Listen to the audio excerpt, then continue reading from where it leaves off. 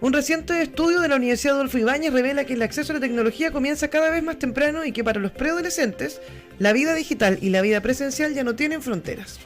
Para abordarlo nos acompaña Valesca Ananías, ella es psicóloga, magíster en desarrollo cognitivo y directora clínica del Centro Neurocognitivo Infanto Juvenil Psicoeduca.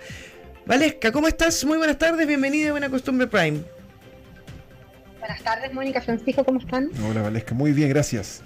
Hoy estamos con un temazo. Este de verdad que es un tema que preocupa, que se habla yo creo que en todos los hogares, se habla en todos los colegios, donde no parece estar dicha la última palabra.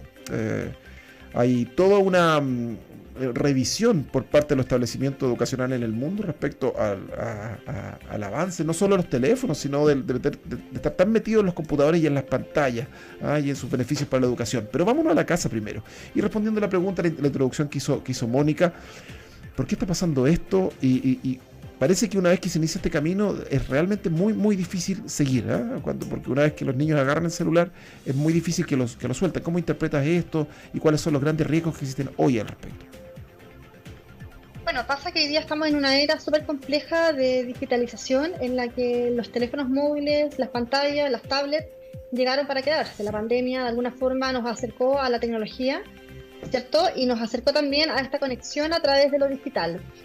Lo cual sin duda tiene avances importantes en la comunicación, en el conocimiento, en el aprendizaje, pero en términos de infancia, de desarrollo cognitivo, de aprendizaje social, está generando estragos importantísimos.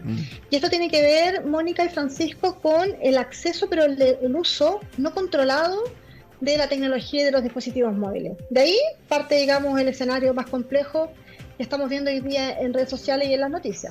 ¿Cómo afecta la exposición temprana a estos dispositivos móviles, por ejemplo, en el desarrollo cognitivo de un niño o también en la autorregulación emocional, por ejemplo? Lo que pasa es que la pantalla o el celular, digamos, o las plataformas en las que están acostumbrados, ¿no es cierto?, a revisar TikTok, Instagram, Facebook, son pantallas rápidas, dinámicas, que lo que buscan, digamos, es la recompensa rápida en el cerebro, ¿sí? Entonces, esta acción de ir pasando video tras video, lo que va generando es mucha dopamina y eso genera una adicción, ¿ya? Genera una adicción. Entonces, cuando al niño tú le quitas el teléfono o le quitas este elemento, aparece esta famosa pataleta, pero que es una pataleta, no es la pataleta normal del ciclo vital, ¿sí? Es la pataleta de la frustración. Es físico porque casi. todo lo quiero Una especie ahora. como de abstinencia. Exactamente, lo que pasa es que genera una dependencia importante que el niño no la puede controlar y muchas veces los papás quieren dialogar o quieren como llegar a acuerdos con este uso, pero es imposible. Es como cuando le sacan la droga al drogadicto, ¿no? Una cosa así, ¿no? Tal cual, exacto. Es más o menos el mecanismo similar, ¿no? Entonces, sucede que no se puede dialogar con un niño de 3, 4, 5 años, 6 años, porque entendamos que su cerebro todavía no está totalmente formado, no está totalmente maduro, por lo tanto la capacidad de dialogar y de tomar decisiones evaluando las consecuencias no es posible en un niño pequeño. Y eso tiene un impacto incluso cognitivo, lenguaje, la parte social, el área de aprendizaje, es muy nefasto. La regulación emocional también, lo que hablábamos recién de las pataletas, o tal vez de aislarse, o de ser un niño violento en el colegio, o muy por el contrario, no tener amigos, o sea, también va generando, por favor, Pancho, como un problema en la autorregulación y también. solamente complementar, porque en el fondo eso también es un problema cuando tienen 10 años, 12 años, Claro, 15 cierto. años, 30. También puede ser un problema, pero en un niño de 4 puede ser una cosa realmente catastrófica. Claro, lo que pasa es que va por etapas. El mismo uso prolongado y excesivo de la tecnología o de los teléfonos no tiene la misma consecuencia o el mismo síntoma a los 4 años, a los 12 años que a los 20 años, ¿sí? Los síntomas conductuales son distintos. En un niño pequeño aparece la pataleta, la frustración permanente, y la frustración es básicamente la falta de capacidad de poder regular mi propia emoción, ¿sí? Y poder tener una conducta adaptada. Cuando son más grandes, en la edad de preadolescencia, adolescencia, que ya esa etapa es muy compleja, imagínate que los jóvenes se encierren en ese mundo digital, pierden la sociabilización, a los padres les cuesta muchísimo entrar en el mundo del adolescente y no sabemos lo que está pasando internamente. E incluso en la etapa más adulta, tú te das cuenta hoy día, vas a un restaurante y todos están con el teléfono, se ha perdido el diálogo. Entonces hay un problema generacional que trasciende, digamos, el ciclo vital. Este estudio, Valesca, habla de un entorno híbrido, que fue lo que adoptamos cuando fue la pandemia, que nos vimos en la obligación de trabajar vía online, de poder comunicarnos online, etcétera, porque había, claro, una situación mundial súper compleja, pero ¿qué impacto tiene en la construcción de identidad de una persona este entorno híbrido también? Porque, claro, y en las habilidades sociales también, como bien dices tú, se pierde el diálogo, se pierde el face to face, el conversar, el abrazarse, el no sé, saludar a un amigo con un beso y un abrazo, ¿te fijas? Bueno, que no es lo mismo que decirle, hola Valesca, ¿cómo estás? A través del Zoom, ¿te fijas? No, no es lo mismo, pero sobre todo en la construcción de identidad, porque, por ejemplo, hablando de las redes sociales son sinónimo de perfección. Yo, siendo mujer, por ejemplo, veo Instagram y la depresión, porque son puras niñas en bikini estupenda, maravillosa, y eso es inalcanzable, y el 80% también es producto del Photoshop, pero eso lo sé porque tengo 40 años, 41, perdón. Pero si tienes 4, 5, 7, tú no entiendes eso y crees que eso es la normalidad y que esa tiene que ser tu aspiración, y que puede generar trastornos alimenticios, trastornos emocionales, ya una serie de problemas producto de esta idealización de la imagen que te genera este mundo híbrido. Todo lo que tú dices es así. Toda esta idealización y esta necesidad permanente de querer compararme con el otro aparece a través de las redes sociales. Y lo más grave aún es que en la etapa de adolescencia, como tú bien dices, Mónica, una persona adulta puede entender que esa no es la realidad y puede entender que, ok, yo tengo mi propio valor, yo me amo a mí misma, sé cuáles son mis virtudes y mis potencialidades. Pero un adolescente que está justamente en un periodo de construcción emocional, en donde se está desarrollando la personalidad, donde el autoimagen es algo que se construye en base a tu, digamos, parte interna, pero también en cómo el resto proyecta en ti, cómo tú te proyectas en los demás, es muy complejo si estás al lado de la tecnología, porque siempre vas a mirar al otro como el referente. Entonces dejas de mirarte a ti misma con la calidad que tú tienes como persona. Y eso es gravísimo en los adolescentes. Y esa adicción y esa dependencia del like también, o sea, que te genera también, no sé si una endorfina o algún tipo de estímulo, ¿no es cierto? Que te genera una adicción también. Me pusieron un like, tengo varios likes, Claro, es como, le pasa a los el adultos, reconocimiento. Sí, es como estar siempre pendiente de lo que el otro piensa de ti, de lo que el otro te valida a través de un corazoncito, porque siempre estamos esperando la validación. Y fíjate que cuando las personas tienen el autoestima de alguna manera bien construida, ¿sí? Eso no tiene que ver con ser mejor que el otro o decirte que yo soy mejor que tú, tiene que ver con aceptar mis propias potencialidades y estar muy contento conmigo mismo.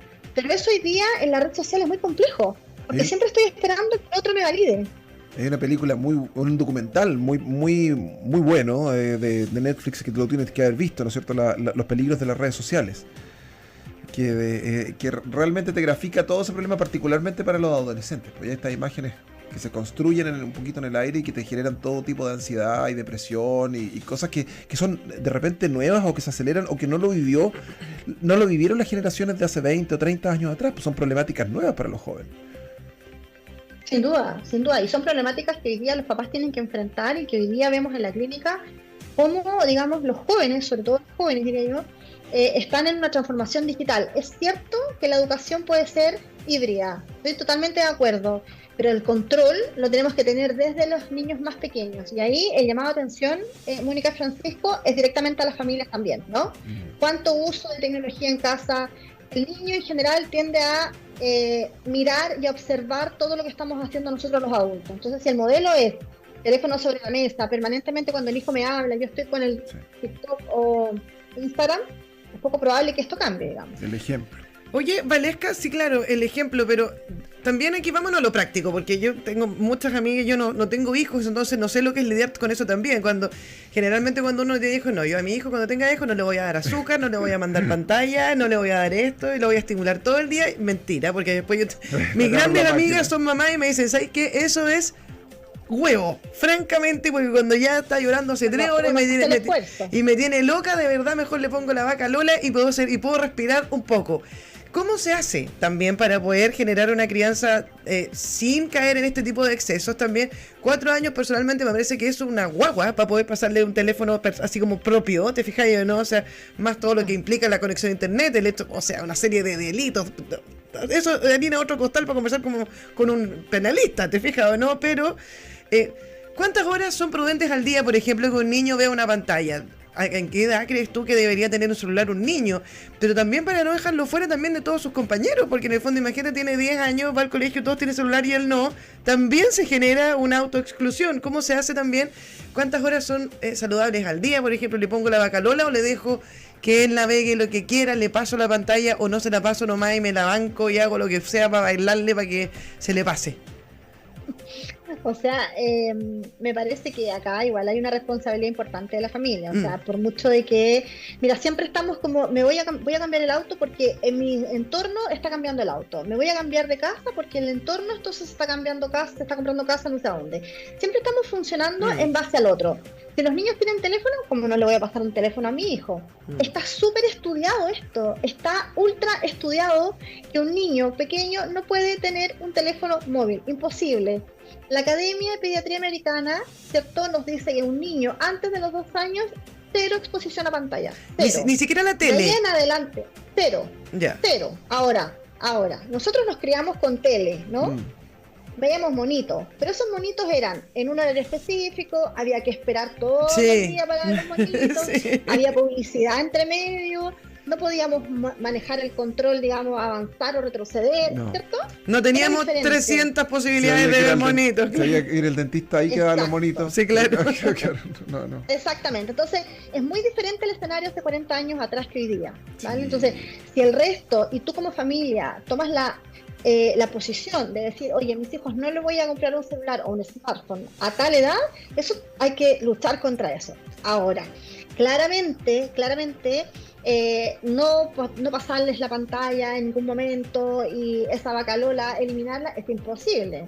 Es muy difícil. No vamos a ser Amish tampoco, ni menonitas, ¿no es cierto? En el fondo vamos a tener... Tampoco estamos diciendo, oye, nada de pantalla hasta los 8 años, no, pero modera el uso por justamente lo que tú dijiste. El algoritmo hoy día es muy potente, muy peligroso, y puede llevar a los niños a páginas que tú ni te imaginas. Y ahí estamos en otro escenario muy delicado. ¿A qué edad le pasarías tú a un hijo tuyo un celular propio, Valesca? Yo tengo un hijo de casi 4 años, y le paso el teléfono solo en Netflix o Disney para ver una película o un monito si vamos de viaje, o estoy muy complicada con mi otro hijo. Pero para que tenga él un celular propio, ¿a qué edad se lo pasarías tú pensando en los papás que nos están escuchando? Yo creo que después de los 10 años. Después de los 10 años. Igual es chico, yo pensé que me iba a decir más, igual es chico de años. No, pero es que después de los 10 años, un teléfono que me sirva para comunicarme con él, ni un problema.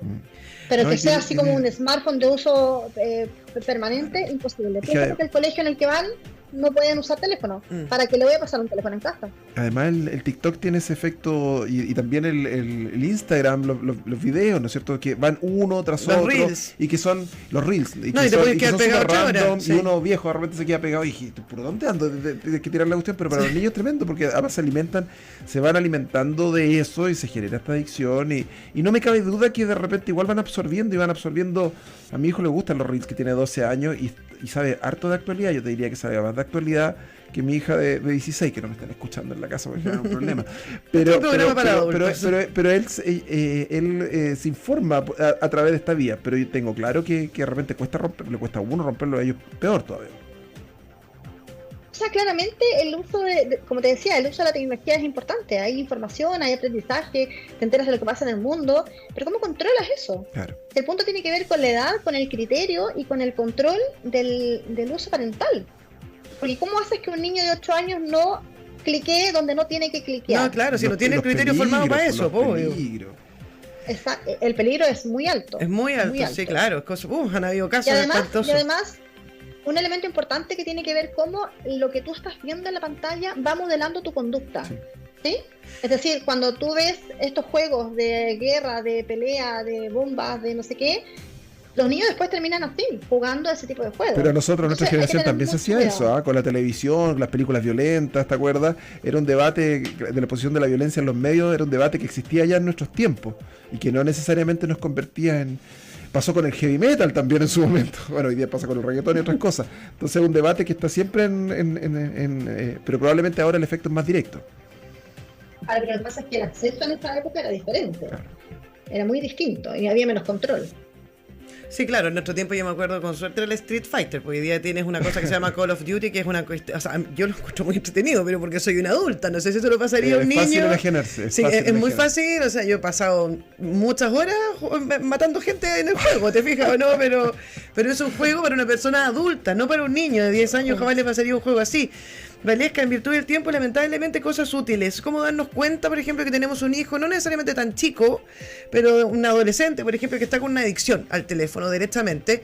¿Cómo darnos cuenta que nuestro hijo o nuestra hija está con una adicción desde el punto de vista alimenticio, por ejemplo, o de autoestima o de identidad?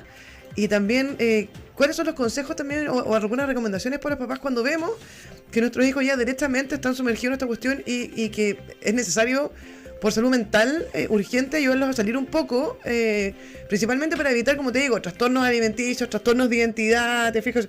Yo tengo 41 años y a mí de verdad, de repente me da depresión las niñas en Instagram, te juro, estupenda. ¿Te fijáis? Yo no, y soy una adulta. A eso voy, ¿te fijáis? O sea, yo creo que acá el mensaje que te puedo acompañar, o sea, que te puedo dar, disculpa, es pregúntense cuántas horas pasan sus hijos frente a una pantalla. ¿Cuántas horas durante el día? Piensa tú que el día tiene 24 horas, de esas 24 tienen que dormir 8 o 9, van al colegio 6, 8. ¿Cuántas horas quedan para hacer tareas, bañarse, comer? Para salir a jugar al aire libre, ponte tú. Para salir a jugar. Sí. Exactamente. ¿Cuántas horas pasan en el computador o en el teléfono? Más que en la televisión, digamos, en los monitos animados. ¿Cuántas horas paso jugando permanentemente? ¿Cuántas horas dedico a eso? ¿Sí? Yo creo que esa sería la primera señal que hay que ir a mirar. Y si además esto está afectando la vida cotidiana de esos estudiantes. ¿Sí? ¿A qué me refiero? No hay tiempo para estudiar, tengo muchas pataletas para ir a hacer los deberes que tengo que hacer durante el día, no me prestan atención, cada vez que pido eliminar o apagar el teléfono es un escándalo. ¿Sí? Cuando empiezan a aparecer este tipo de situaciones hay que prender las alarmas rápidamente. ¿Cuántas horas son saludables al día en pantalla? Depende de la edad. No es lo mismo para un niño de 6 años o un niño de 12. Un niño de 6, un niño de 12 más o menos, un niño de 6 y un niño de 15, como para poner unos rangos para que los papás... un niño de 6 no debería pasar más de 1 o 2 horas a la pantalla en el día. Ya. No más de eso. ¿Y un niño de 15? 3, 4 horas, 3 horas, además, ¿sí? hay otros temas. Depende de las actividades que tenga. Pero el cabro de 12 años en definitiva no puede estar todo el día en pantalla porque además tiene que hacer otro tipo de actividades, el juego, Exacto. El deporte, ¿verdad? Y eso se pierde, pues eso se pierde con esta conexión con la pantalla finalmente. Por eso te decía brevemente, hay que hacer como el itinerario del día y ver cuántas horas estamos destinando a todas las actividades funcionales del niño y ver cuántas horas me quedan de ocio. Pero lo que no es normal es que si me quedan 4 horas de ocio, 2 sean para pantalla y 2 sean para jugar. Eso no podría ser. Empieza a echarlos un poquito para afuera, que vayan a la plaza, que vayan a dar una vuelta, que tomen aire, o sea, igual no es malo. Yo 4 años no lo voy a mandar solo. No, pero lo voy a acompañar media hora, Claro, pues sí. claro. O sea, a mí me había que entrarme. Mi mamá me andaba arrastrando para entrarme en la calle, porque era callejera horrible. Uno trata de transmitirle eso a los niños, los tiempos que uno... Hoy día tenemos todas las herramientas comunicacionales que nunca habían existido. No hay que salir, podemos conectar con cualquier parte del mundo, con cualquier persona, con muchas personas a la vez. Y sin embargo, ¿cuánto de esa comunicación se ha perdido? Antes agarrabas el teléfono y estabas obligado a saludar. Hola tío, estará, Sí. Juanito, ¿no es cierto? O sea, yo ni siquiera eso, yo llegaba a no tocar en la conocía puerta, mi amigo. O tocabas la Sí. puerta, decía, está Pedro, podemos jugar. Sí, Era obvio. era tan difícil, Lo tan que fácil. pasa es que igual la realidad hoy día de la crianza ha cambiado bastante. Antes había mucha más disponibilidad por parte de los padres Por supuesto. y había más espacio en familia. Hoy día los papás trabajan hasta tarde. Entonces la crianza se ha vuelto muy compleja desde ese punto de vista. Y tampoco Entonces, la tecnología ayuda. está muy segura en la calle también como para andar tan solo. Y tampoco están tan Además. seguros, como vimos en la película Adolescencia, tampoco están muy seguros en el computador en la pieza porque uno no sabe con qué están, o en el celular. Por eso, hay que estar muy Para pendiente. Y por cierto que es un temazo. Valesca, te agradecemos mucho por haber estado con nosotros esta tarde. Esperamos contar contigo en otra oportunidad, porque yo creo que este tema va a dar para más, porque incluso hay un proyecto de ley que quería prohibir el uso de celulares en los colegios hasta séptimo básico, si no me equivoco. Si en Europa están dando vueltas. Lo más probable es que eso se vuelva vuelva a conversar, así que en ese momento queremos conversar contigo nuevamente, Valesca, te lo agradecemos mucho.